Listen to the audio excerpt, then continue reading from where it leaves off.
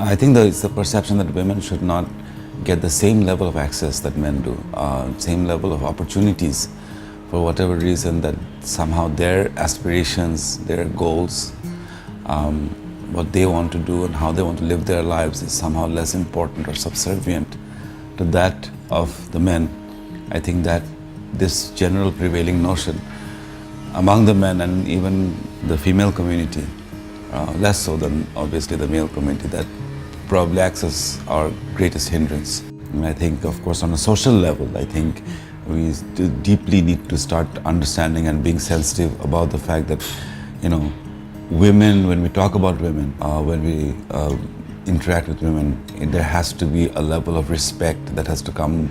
from within. In fact, when I was born, when my mother was 7 months pregnant with me, she was performing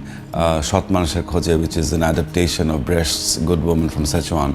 where she played, and I do believe that's the first in modern stage in Bangladesh, first instance where a woman plays both the role of a man and a woman on stage. So, I'm sort of steeped in that tradition of where women have gotten access and gotten empowered, and the achievements that they can achieve, that can happen when they do get empowered. I think you really have to,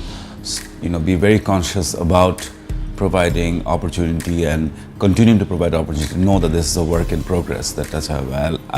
I've hired 5 women this year. It cannot be the end of it, but really creating a culture of entrepreneurship where it's not just giving them the same pay, but it's also creating an environment where they do not feel harassed and so on and so forth. That is a continual challenge as an employer and as a businessman for me. Every time I look around me and look around at the people who are close to me, and I see, and these are like wonderful, strong women in most cases, and being not a very strong person myself, some cases some would argue that I get dominated by them, but it's actually it's an honor to be around these people, and their example serves as a continual inspiration.